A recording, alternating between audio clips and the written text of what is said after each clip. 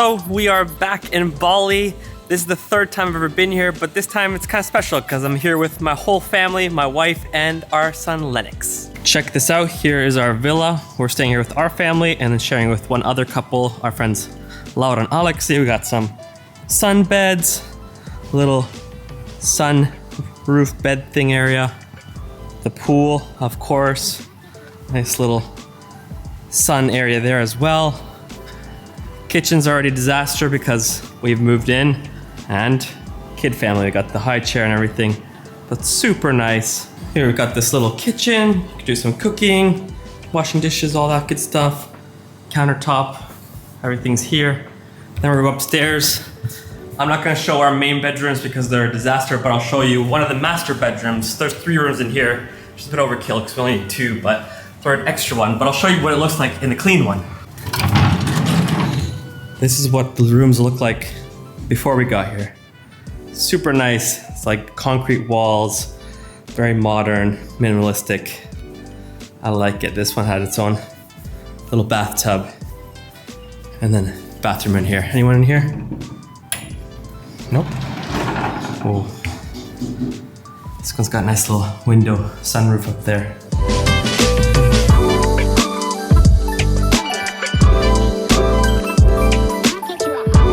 So we'll be staying here for a week at this villa, and then Vera and I and Lennox are gonna go off for a little extra holidaying, but this is our home away from home.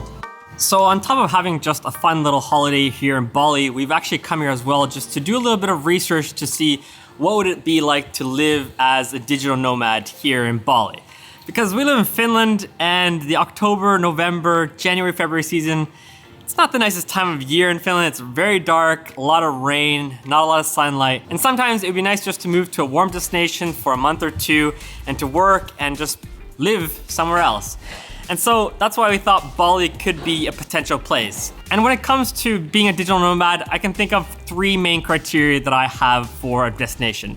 First, it's gotta be affordable. Second, you're gonna have to have fast Wi-Fi because we all know when you're uploading YouTube videos, they can be anywhere up to 4 gigabytes.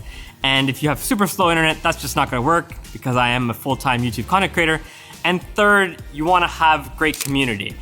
I don't know about you guys, but I am a huge extrovert, so if I'm traveling for a really long time, I wanna be able to make genuine relationships with people and live in community rather than just be by myself or with my family alone. I wanna be able to get to know the people who locally live here and just connect with other creators because I feel like that's what life is all about. Connecting with people and being with people. So I've actually hooked up with one of the local creators here, Tim, which is really interesting because Tim is originally from New York City and he's now moved here to Bali. He lived here for the last 3 years. He's doing content creation and as well renting out properties. This is one of the properties that he's renting out. I'll link them below if you guys want to check it out. But we've decided that we're gonna do a little bit of a sunrise mission tonight, tomorrow morning, 4 in the morning. And we're gonna go up to the rice paddies for sunrise and just check out more places here in Bali, and then for me to ask him questions about what it's like to live as someone who's a Westerner living in Bali. It is currently 4 in the morning and we are off to a sunrise mission. That wasn't my ride, I guess. Still waiting. Good morning. Hi. Bright and early, wow. 4 a.m. We're literally right here, right at the top of the road. I was not expecting that. Of course, my friend. I'm Scandinavian. We're always on time. Oh, wow. Okay. Let's go.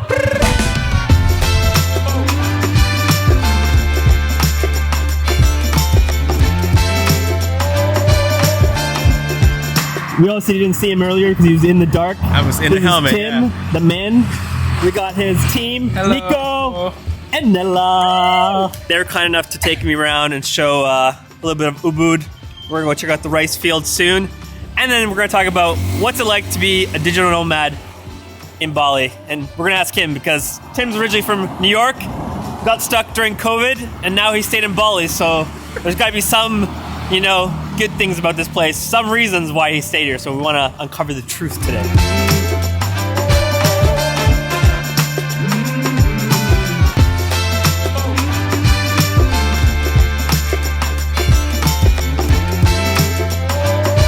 The normal gate was broken, so a kind fella let us down a random path, and here we are.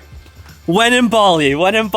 Tim, do you know where we're going right now? No, I have no idea. Actually, this is a way I've never seen before. I'm assuming we're gonna end up at the normal place, but this is not the direction we go in.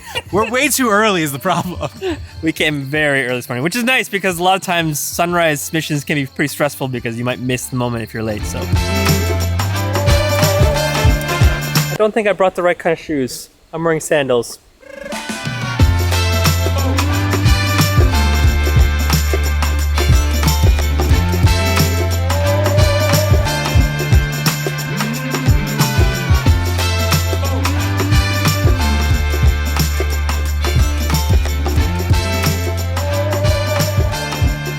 All right, we hit up the rice paddies.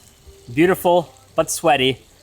Now we're gonna talk with Tim, asking, is Bali the ultimate digital nomad? And I said before, there's 3 things that I'm looking for when it comes to digital nomad life. First, affordability. You gotta be able to pay the bills when you're living abroad somewhere. Second, Wi-Fi. Uploading those YouTube videos, 4 gigs of video. If it's slow, that's gonna be a nightmare. And third is community. I am an ultimate extrovert, relational guy, and if I'm living somewhere 2-3 months of the year, I want to make sure that I have a good community around me. So that's why I thought I'd ask Tim, because Tim has been living in Bali now for 3 years? 3 years. 3 years, and he's from New York, so he's got the, you know, Western North American experience that I have. So Tim, first, affordability. Oh, well, that's a tricky one. So. How's housing and food and just everyday life here? How much do you need on a monthly budget from low to medium to high? Well, we're at a restaurant right now. We're at an upscale restaurant, literally right now here in Ubud, right? A cocktail here is 130,000 Indonesian rupiah, and that's with like premium spirits. That's like about $8 US, right? At a fancy place, right? If I was in Brooklyn and I opened up a menu in Williamsburg, where I live, it would be easily 15 to 25. This might as well be at the top of the Empire State Building or something that we're at right now. So it'd be like $45 for a cocktail here. So you're gonna see that your food, the breakfast menu, it's a little bit too early for cocktails, but a breakfast menu right now, everything on this breakfast menu is below $6. And we're at probably the most expensive place that you could possibly be at. And I'm sure it's gonna be really good. So when it comes to food, when it comes to grab and go convenience, when it comes to day-to-day life, like I have a scooter, right?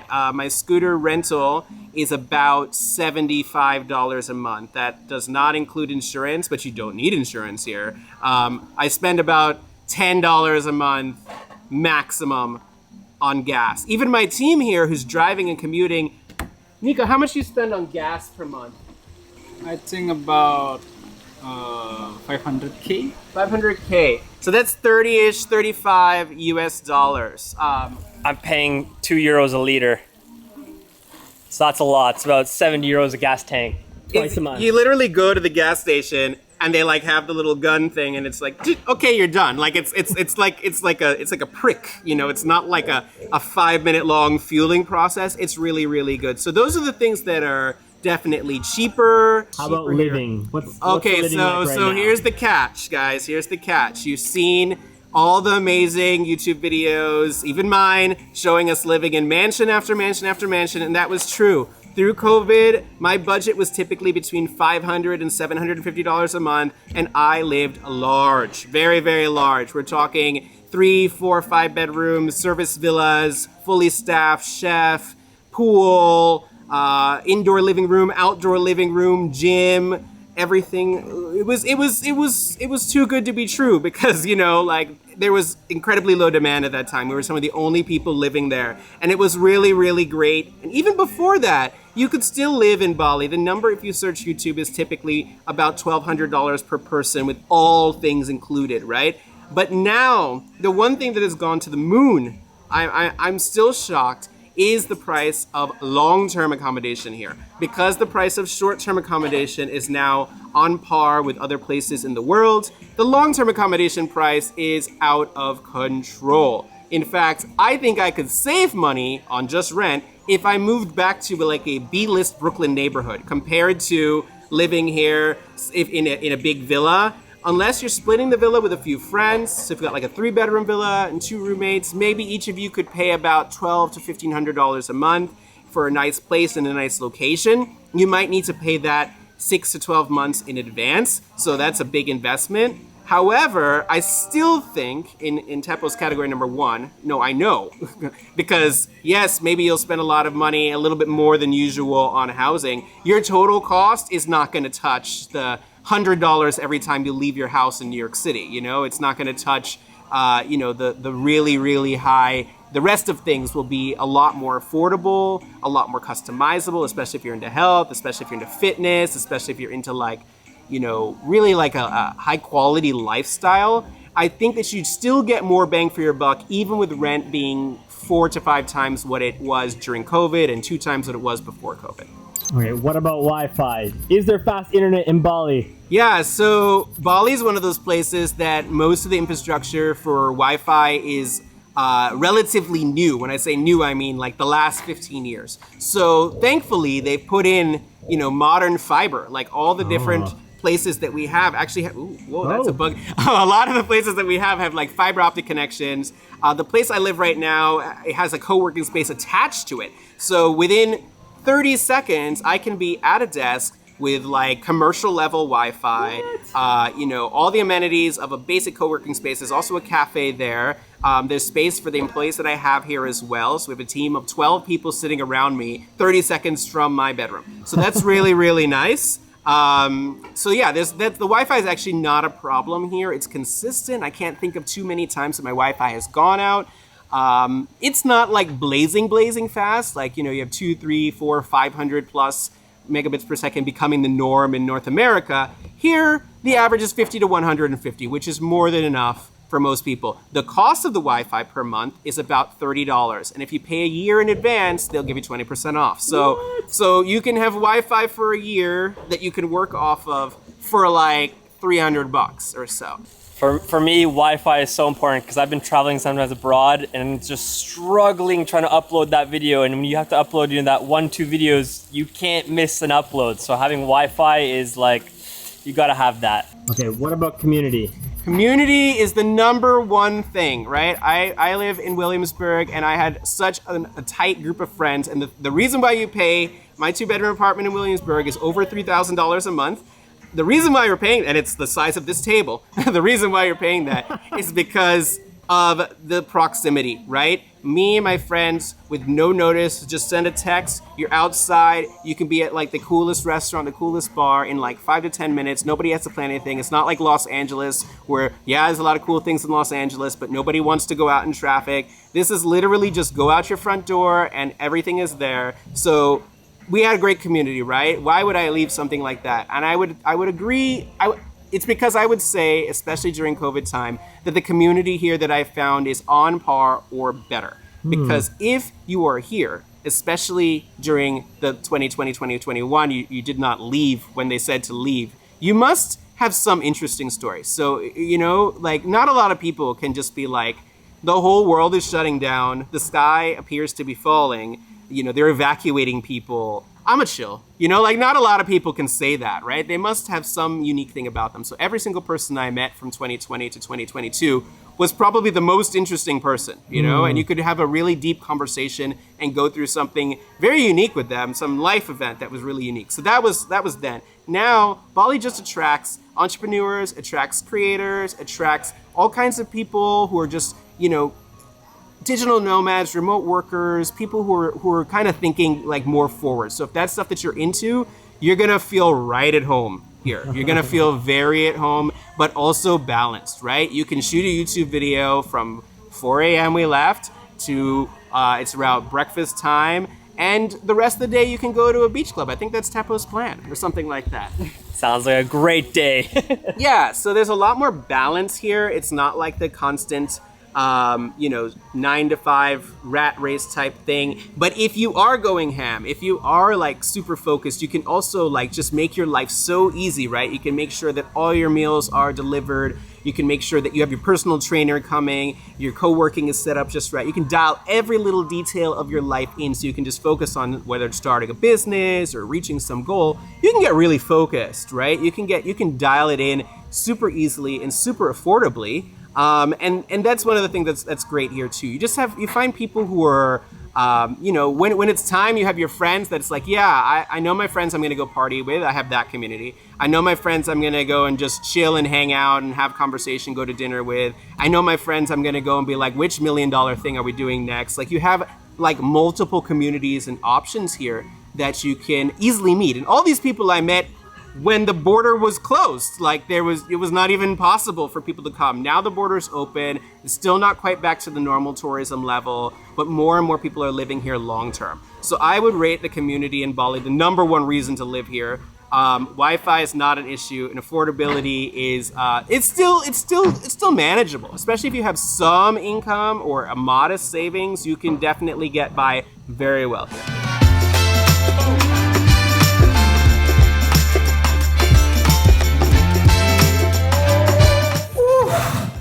That was a sweaty day. We had a great time with Tim, Nico, and Nella. We took the scooters here from Canggu, went up to Ubud to the rice paddies, and then just chilled out at a cafe, just getting to hang out and talk with them. And it was really interesting just to hear Tim's experiences coming as a New Yorker, living in Bali, and just hearing his perspective of what it was like to live here during the COVID years, where Bali was just like empty and there was just ridiculously good priced Balis, and it was actually very, very affordable. Whereas now it has gotten a lot more expensive, especially when it came to accommodations, but then a lot of the other things still are a lot more affordable, like eating out and just the everyday life. But it was just crazy to see how everything in the world is just so interconnected. Even just everything right now happening with Russia and Ukraine. A lot of people from Russia are moving into Bali. And then especially after COVID, a lot of people have kind of just awoken up and been like, wait, do I want to live my life differently? So a lot of people have started doing remote work in Bali, which has obviously brought up the prices of villas and accommodations, and there just isn't that much available places to live. But after being only here for 7 days, I can already see so many amazing positive things about being here in Bali. I still think it is very affordable compared to a country like Finland. You know, just food and all that things are just way cheaper here. People are really friendly with kids. That's been a really big bonus for us. We've been traveling with our son Lennox here, and just the perspective of recently traveling in Paris and then being here, it was like night and day. You know, in Paris, I felt like when you went to a cafe or restaurant, they're almost annoyed with you because you came with a baby in a stroller. Whereas here in Bali, they're so friendly, they're so nice to your kid. Even at one restaurant we were at, there was actually a table at the back area where there's a playground and a table where a worker from that restaurant was doing face paintings and doing drawings with the kids, and they were just really accommodating to kids. So I could definitely see that family life in Bali is actually very doable. And I'm really curious to see as well in the future, if we are staying here for a longer time, just all the different creators that I would get to meet and build relationships and go out and create content with, because I think that would be really fun to just have Bali as kind of this meeting hub to just work with a bunch of other creators, which I don't usually get the chance to do in Finland. So you never know, maybe one day we will be here in Bali. Time will tell. Right now we've got 1 week left here to enjoy in Bali, and then we're heading back to Finland, enjoying May, summer, which is the best season in Finland. So definitely gonna enjoy that. But you never know, maybe in October, November, or next year, winter, all of a sudden we're gonna be wanting to live here in Bali.